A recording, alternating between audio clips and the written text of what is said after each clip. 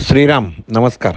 सोमन साहेब, आपला प्रश्न याचं जरा थोडं उत्तर द्यायचा प्रयत्न करतो की मुळामध्ये ज्ञानेश्वर माऊलींचा जन्म इसवी सन 1275 साधारण त्या काळात झालेला आहे.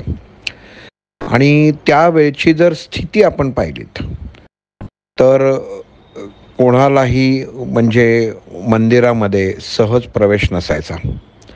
तेव्हाचे जे पंडित आहेत किंवा तेव्हाची जी अ, देवदेवतांवर ज्यांचा अधिकार होता, असा अधिकारच म्हणू आपण, की तेव्हाचे बडवे, की हे एक परमेश्वर ही त्यांची वैयक्तिक खाजगी मालमत्ता, संपत्ती असं थोडक्यात होतं. आणि ते आत्तापर्यंत होतं असं म्हणलं तरी चालेल. या 4-5 वर्षामध्ये आत्ता त्याच्यात बदल झालेला आहे. तर माऊलींनी तेव्हा सर्वसामान्य माणसांना साधारण मार्गाने ज्ञानेश्वर माऊलींनी जेव्हा समाजाला ज्ञानेश्वरी दिली, तेव्हा ही कर्माच्या अनुषंगाने दिलेली आहे. की भगवद्गीता आपल्याला माहिती आहे की पूर्ण भगवद्गीता हा कर्माचा सिद्धांत आहे. आणि कर्म म्हणजे कृती. म्हणजे भगवंत श्रीकृष्णाने कर्म करायला सांगितलेलं आहे, की अर्जुनाला मुळातच सांगितलं की तू कर्म करणं हे गरजेचं आहे. आणि माऊली हे भगवंताचाच अवतार आहेत. नाम घ्या म्हणजे त्यावेळची जी अवस्था होती, त्या 1275 सालच्या इसवी सणात जर आपण आत्ता विचार केला, की त्यावेळी लोकांमध्ये कडे काय काय पूजेसाठी अवेलेबल उपलब्धता असेल किंवा काय, तर तेव्हा जसं तुम्ही म्हणताय की तेव्हा कोणीतरी पुढे येऊन भक्ती मार्ग दाखवण्यासाठी, की काहीच जर तुमच्याकडे नसेल तर नाम घ्या. आपण साधा एक बघा, तेव्हाच्या काळापासनं एखाद्या दगडाला फक्त रंग फासला, शेंदूर फासला की त्याचा भगवंत किंवा एखादा तो म्हसोबा होऊन जातो. किंवा त्याला कुठं बाजूला जरी रस्त्याच्या कडेला ठेवलं तरी लोक थांबून नमस्कार करतात किंवा म्हणतात. म्हणजे आकारामध्ये तुम्हाला बाहेरनं जर बदल तुम्ही केलात रंगाच्या अनुषंगाने सुद्धा नुसता, तरी किती फरक पडतो हे आपण आत्तापर्यंत पाहतोय. की एका दृष्टीने काही वेळा त्याला आपण अंधश्रद्धाही म्हणतो, पण कुठंतरी श्रद्धा असावी. म्हणजे सगळ्यांना जर मंदिरात प्रवेश नसेल, त्यांना येऊन देत नसतील तेव्हाचे पंडित, आपण पूर्व इतिहास जर पाहिला तर हे खूप घडलेलं आहे. आणि दुर्दैवाने असं झालेलं आहे ना, की समाजापर्यंत असं पोचलं आहे की ब्राह्मणांनी इतर लोकांना येऊन दिलं नाही. मुळामध्ये ब्राह्मण या शब्दाचा अर्थच लोकांना कळला नाही, की जो ब्रह्म जाणतो तो ब्राह्मण. आणि मग विसोबा खेचरांसारखे काही जण होते, अजून बाकी दोघं तिघं असे होते की त्यांच्यामुळं मंदिरापर्यंत इतर जण कोणी आले नाही. म्हणजे मुळामध्ये त्यावेळी ज्ञानाची त्यांना स्वतःलाच कल्पना नव्हती. ज्ञानाची कल्पना असं मी शब्द वापरतोय, कारण काय आहे की आपण काय वागतो हे त्यांना कळलंच नाही. माऊलींच्या आईवडिलांना त्यांनी आत्महत्या करायला लावली, इथपर्यंत सगळ्या गोष्टी नेल्या. ते जर बुद्धिमान असते, ते जर भगवंताशी एकरूप असते, जर भगवंताची खरंच सेवा करणारे असते, तर त्यांच्या हातनं हे असं घडलं नसतं. पण केवळ एका माणसाच्या विरुद्ध राहणं, कारण आपण ज्ञानेश्वरांचे वडील विठ्ठलपंत माहिती आहेत की हे खूप योगी होते. म्हणजे त्यांचं आपल्या रुचांमध्ये की खूप म्हणजे रुचा रचल्या गेलेल्या आहेत. त्या मार्गे त्यांनी प्रचंड ज्ञान लोकांना तिथपर्यंत द्यायचा प्रयत्न केला होता. किंवा त्या अनुषंगानेच माऊलींना किंवा निवृत्तीनाथांना त्यांनी सर्व शिक्षण दिलेलं होतं. आपण 4 वेद बघितलं की ऋग्वेद, यजुर्वेद, सामवेद, आणि ह्या सर्व वेदांमध्ये ऋग्वेदाचं त्यांनी शिक्षणसुद्धा आपल्या मुलांना दिलेलं होतं. पण त्यावेळेच्या पंडितांना हे मान्य नव्हतं की एखादा व्यक्ती पुढं जातोय, तर ह्या चढाओढीमध्ये समाजाकडमधनं मांडताना हे चुकीच्या पद्धतीने मांडलं गेलं असेल. पण तेव्हा ही तेढ होती की आपण करतोय तेच योग्य. आणि ह्या अहमभावामुळं वास्तविक समाज सगळीकडे विखुरला गेला. नंतर आजही ब्राह्मणांना नावं त्याचमुळं ठेवली जातात. तर हे योग्य नाही. आणि आपण इतिहास समजून घेतला पाहिजे की ज्ञानेश्वरांचं आडनाव पण कुलकर्णीच होतं. पण त्यांनी असं कधी सांगितलं नाही समाजाला, की मी ब्राह्मण आहे आणि मी फक्त ब्राह्मणांच्या समोरच निरूपण, प्रवचन करणार, ज्ञानेश्वरी वाचणार, असं त्यांनी कधीच सांगितलं नाही. त्यांचं काम होतं, की समाजाला मार्गस्थ करणं. मग त्या समाजामध्ये प्रत्येक खालच्या जातीपासून वरच्या जातीपर्यंत, की ज्या जाती मनुष्याने निर्माण केल्या, हे सर्व लोक असायचे. आणि त्यांनी तेव्हा लोकांना असं सांगितलं, की तुमच्याकडे जर साहित्य नसेल ना, आता एखादं तेव्हाचं आपण जर डोळ्यासमोर आणलं, एखादा दलित असेल, तर त्याला मंदिरात काय त्याच्या म्हणजे तेव्हाची माणसं त्यांना घराच्या अंगणात प्रवेश द्यायची नाही, तर मंदिरात कुठनं देणार? तर तेव्हा मग माऊलींनी तेव्हा त्यांना सांगितलं, की तुम्ही जर तुम्हाला हे करायला मिळत नसेल ना, तरी हरकत नाही. तुम्ही फक्त नाम घेतलं तरी चालेल. आणि मुळामध्ये नामस्मरण किंवा नाम घेणं हा सगुणाचा एक भाग आहे, निर्गुणाचा भाग नाही आहे. कारण निर्गुण ही अवस्था आहे, की तिथं काहीच लागत नाही. आणि नाम हे घेणं सुद्धा एक सगुणाचीच अवस्था आहे, की जे माऊलींनी पहिली पायरी दाखवली, की तुम्ही इथनं सुरू करा. भगवंतावर विश्वास ठेवा आणि नामचा घेणं जर तुम्ही चालू केलं तर काही नाही ना, तर तुम्ही तेवढं तरी करा. आणि प्रत्येक म्हणतात ना, की कणाकणामध्ये परमेश्वर हा सामावलेला आहे. आपण आत्ता आपल्या डोळ्यासमोर किंवा आपल्या ऐकण्यात, वाचण्यात जे ज्ञान किंवा ज्यांनी लिहून ठेवलं आहे, की तेव्हाची वाक्य ही आलेली आहेत. पण आपण एक सारासार जर विचार केला, की तेव्हा काहीच नव्हतं. आपण कधी असा विचार करत होता, की प्रत्येक ठिकाणी ते शेंदूर लावलेले एक म्हसोबा किंवा अजून काही त्याला म्हणता येईल, हे एवढे तेव्हा कसे काय होते? तर ही सुद्धा एक सगुण भक्तीचा मार्ग होता, की तुम्हाला जर मंदिरामध्ये प्रवेश नसायचा, शेतातमध्ये आपण बघितलेले कित्येक जणांच्या शेतात असतात, आपण एखाद्या मोकळ्या जागेत असतो, तिथं केल्या जातात आणि त्याला आपण म्हसोबा म्हणतो. म्हसोबा हा सुद्धा एक शेवटी भगवान शिवाचा अवतार आहे आणि ही एक केलेली उपाययोजना आहे, की आपण त्याला विशिष्ट म्हणतो, की अरे इथं काहीतरी जाऊ नये, इथं काहीतरी असेल, नसेल. हे नंतर सगळ्या तांत्रिक-मांत्रिक गोष्टी या सगळ्या समाजाने सगळ्या पसरवलेल्या आहेत.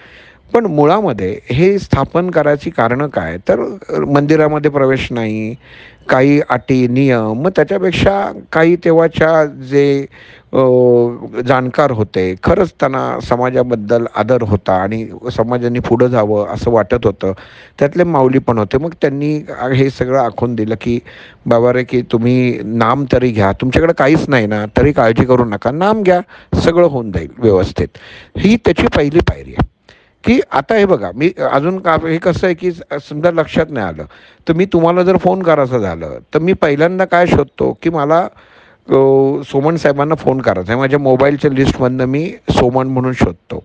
हे नाव आहे, पण ते नावाचं नाम होणं म्हणजे राम हे जरी नाव असलं, तरी रामाचं नावाचं नामस्मरण नाम होण्यासाठी जो आवेग आणि वेग लागतो, ते प्रत्येक माणसामध्ये सामावलेलं आहे.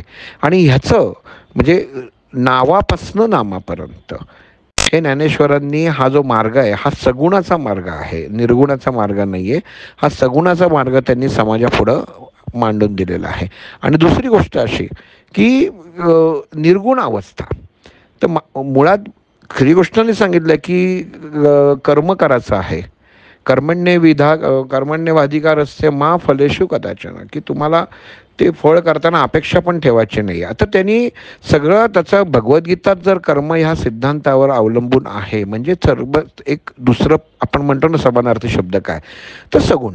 कर्म म्हणजे काय झालं, एक तर सगुणच झालं, की तुम्ही काय क्रिया काय करता आहे. तर म्हणून सगुण ही अवस्था खूप महत्त्वाची आहे आणि ती करणं गरजेचं आहे.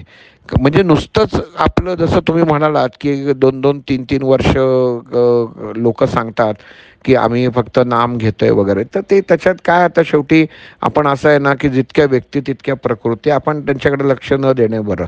आणि दुर्दैवाने ह्या सर्व व्यक्ती जर तुम्ही पाहिल्यात, तर त्या अहमभावाशी सगळ्या कवटाळलेल्या असतात. शेवटी आपल्याला प्रसन्न कसं वाटतं, मग तुम्ही एकदा मी डॉक्टरांना म्हटलं, की मला महाशिवरात्रीला शंकराच्या मंदिरात घेऊन चला. तर ते म्हटले, मी अशा मंदिरात घेऊन जातो, की तिथे एकही माणूस नसेल. म्हटलं असं शक्यच नाही, कारण महाशिवरात्रीला शंकराच्या मंदिरामध्ये गर्दी असणारच. तर ते म्हटले आहे असं. मला खूप विचार करायला लावला आणि शेवटी नाही म्हटल्यानंतर ते मला वैकुंठामध्ये घेऊन गेले, की तिथं बघा सगळं पिंडी आहे जाताना. ते ते ते तेच शिवतत्व आहे, की जे मंदिरामध्ये आहे. फक्त काय असतं माहिती का, आपल्या बघण्याचा वैचारिकतेचा दृष्टिकोन हा बदलणारा जो असतो ना, हा प्रत्येकाला लाभणारा जीवनातला गुरु हा वेगवेगळा असतो. आणि हल्ली नामस्मरणाचे सुद्धा क्लास घेतले जातात. आम्ही एवढं करतो, तेवढं करतो. लोकांना एक मुळामध्ये दाखवण्यात खूप सध्या प्रदर्शन करण्यामध्ये सगळ्यात जास्त महत्त्वाचं वाटतं. किंवा आपण सगुण रूप सुद्धा बघितलं ना आत्ता, की इतकं ते भयंकर झालेलं आहे, की इतकं सजवतात किंवा त्याच्यामध्ये डेकोरेशन करतात, की त्या तत्वालाच त्याच्यामध्ये इथं गुदमरून गेल्यासारखं वाटतं. की आपण आपण जर बघितलं ना, की अगदी पाद्यपूजा म्हटलं, आता तुम्ही एवढ्या वर्ष वाडीला जाता, की तो एक तो संस्कार आहे, पालखीचा संस्कार आहे, हा किती सुंदर आहे किंवा किती व्यवस्थित योजला आहे. पण आता आपण जर बघितलं, की गावामध्ये पालख्या निघतात किंवा हे निघतात, तर त्याला डामडौल, मग त्याला बँड आणि हे सर्व गोष्टी, म्हणजे सगुणामध्ये सुद्धा काही नियम आहेत. हे जर माणसांनी पाळले, तर सगुणासारखा उत्तम मार्ग नाही आणि तो पाळायला पाहिजे. म्हणजे आईच्या बरोबर हात धरून जाणं ही वेगळी गोष्ट आहे आणि आई माझ्या बरोबर असणं हा तिथपर्यंत जाण्यासाठी तुम्हाला मानसिक अवस्था उत्पन्न होणं ही एक आपण मोठा पल्ला आहे. हा सद्गुरूंच्या मार्फतच आपल्याला गाठता येतो आणि सद्गुरूंची आपल्याला लाभलेली म्हणजे सहवास आहे, हा सगळ्यात मोठं सगुण आहे. कारण हा निर्गुणामध्ये मनुष्य स्वीकारू शकत नाही किंवा तो भोगू शकत नाही किंवा उपभोगू शकत नाही. पण गुरुतत्व जेव्हा येतं, हा सुगमचा सगळ्यात मोठा मार्ग. आणि मला असं वाटतं, की माऊलींनी तेव्हा एवढ्यासाठी सांगितलं, की तुम्हाला मंदिरात जायला मज्जा आहे ना, तुम्ही काळजी करू नका, भक्ती सोडू नका. कारण तेव्हा समाज तसाच वैचारिकतेने झाला होता, निदान नाम तरी घ्या. म्हणून ही नक्कीच अगदी नाम घेणं हे सुद्धा सगुणाचाच मार्ग आहे, निर्गुणाचा मार्ग नाही. मग नामातनं नावामध्ये आपण जसं म्हणतो, की नामस्मरण करता करता त्या भगवंताशी एकरूप होणं, हे आपोआप क्रिया आहे. म्हणून ज्ञानेश्वर माऊलींनी जे आपण म्हणतो, की ज्ञानेश्वरी सांगितली, मग त्यांनी काहीतरी एवढी त्यांनाही क्रिया सर्व प्राप्त होत्या. सर्व लोकांमध्ये त्यांनी त्या शक्तिपाताने ज्ञान भरलं असतं, पण तसं भरलं नाही. किंवा आपण चांगदेव महाराजांना म्हणतो, त्यांची जेव्हा त्यांना गर्भहरण झालं, तेव्हा सगुण क्रियाच केली ना त्यांनी. म्हणजे निर्गुण क्रिया केली नाही, नाहीतर अंतर्मनातनं जाऊन ते सांगू शकले असते, की मी असा असा सिद्ध आहे तेव्हा ह्याच्यात. पण त्यांनी तसं केलं नाही. सगुण क्रिया ही मनुष्याला, देहाला उत्तम ज्ञान देते आणि शिकवते, की आपण अध्यात्माच्या मार्गावर कसं चालावं. त्यामुळे मला असं वाटतं, की सगुण ही क्रिया ही खूप महत्त्वाची आहे. फक्त त्याच्यामध्ये देखावा नसावा एवढंच आहे, की ते सगळ्यात महत्त्वाचं. म्हणजे आपण एखादा म्हणतो, वा वा छान आहे, आता मी सगुणातनंच वागेन, पण त्याचा देखावा करू नकोस. पारायण करताना बसताना तू पारायणामध्ये तुझं लक्ष पाहिजे. त्याच्यासमोर उदबत्ती लावणं, त्याच्यामध्ये प्रसाद ठेवणं, केळी ठेवणं, फुलं ठेवणं आणि त्याच्यातच ते निरंजन विझलंय का नाही विझलंय ह्याच्यात जर लक्ष असेल ना, तर ते योग्य नाही. म्हणजे तो सगुणाचा मार्ग स्वीकारून तो व्यवस्थित अंमलात होत नाही असं मला वाटतं. आणि निर्गुण अवस्था मगाशी सांगितलं तसंच, की तो भगवंत आपोआप ती कनेक्टिव्हिटी करून घेतो, जोडून घेतो स्वतःला परमात्म्याशी. आणि मग ते हे हा गुरु हा एकच मार्ग आहे. आज ज्ञानेश्वर तुकाराम महाराजांच्या पालख्या आपल्या इथे येत आहेत, हा मार्गच आहे. संत तेथे विवेक. कारण परमात्म्याचं दर्शन घडवणं किंवा परमात्मा कोण आहे ह्याची ओळख करून देणं हे संतांशिवाय दुसरं कोणी करू शकत नाही. आणि त्यांनी सगुणातनंच सांगितलेलं आहे, की तुम्ही करा म्हणून. अदरवाईज किंवा आपण म्हणू, की माऊलींनी किंवा तुकाराम महाराजांनी परस्पर सांगितलं असतं, की तुम्ही फक्त निर्गुण पकडा, तर तसं नाही आहे. सगुण हा सर्वोत्तम मार्ग आहे. फक्त तो शोभनीय नसावा किंवा शोभा करून नसावा, हा मनापासून एकरूपता असावी आणि तशी कृती केली पाहिजे. श्रीराम.